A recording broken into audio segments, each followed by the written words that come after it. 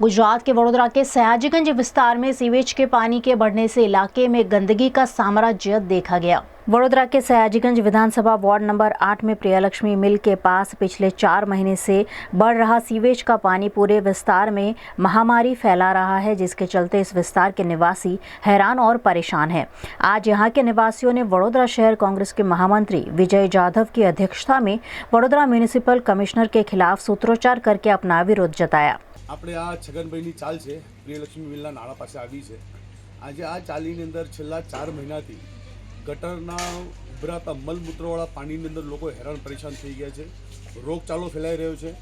અવારનવાર કોર્પોરેશન ઓફિસે જઈને અહીંના રહીશોએ ફરિયાદો કરી, છતાંય ફૂલ નિંદ્રામાં આજે તંત્ર છે જાગતું નથી। આજે મને કમિશનર સાહેબને એક જ વાત કહેવી છે કે તમે સ્માર્ટ સિટીની ખૂબ મોટી મોટી વાતો કરો છો, ક્યાંક તો પછી એવું લાગી રહ્યું છે કે તમે ફક્ત મહાનગરપાલિકાની અંદર બેસીને મીડિયાની સામે મોટી વાતો કરી રહ્યા છો, પણ તમારા નીચેના જે અધિકારીઓ છે, જે રીતે વોર્ડ વાઇઝ જે અધિકારીઓ છે, એ અધિકારીઓ અહીંયા કામ કરતા જ નથી।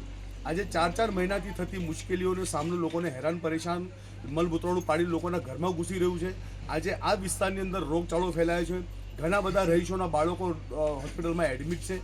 એ તો ખરેખર વાત કહીશ કે આ ખૂબ શરમજનક વાત છે। અને સાથે સાથે બીજી એક વાત કહેવા તો માંગીશ કે આ વોર્ડની અંદર જે પણ લાગતો અલગતા અધિકારી છે એને વહેલામાં વહેલી તકે સસ્પેન્ડ કરે, કેમ કે આ ભવિષ્યની અંદર જો કોઈ જાનહાનિ થશે તો એનું સંપૂર્ણ જવાબદારી જે તે અધિકારી રહેશે। આ એક ખરેખર મ્યુનિસિપલ કમિશનર સાહેબને કહેવા માંગીએ।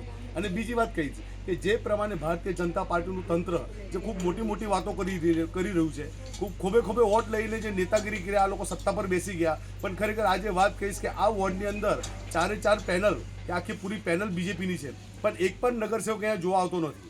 આજે અવારનવાર એમને ફરિયાદો કરી છતાં કોઈ જોવા આવતું નથી।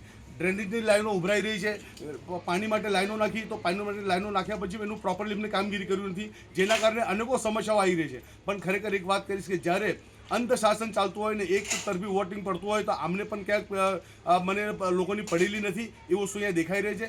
આવનારા સમયની અંદર જો વહેલામાં વહેલી તકે આ સમસ્યાનું નિવારણ નહીં લાવ્યો તો આ વિસ્તારની અંદર ઉગ્ર આંદોલન કરીશું એ વાત નક્કી છે।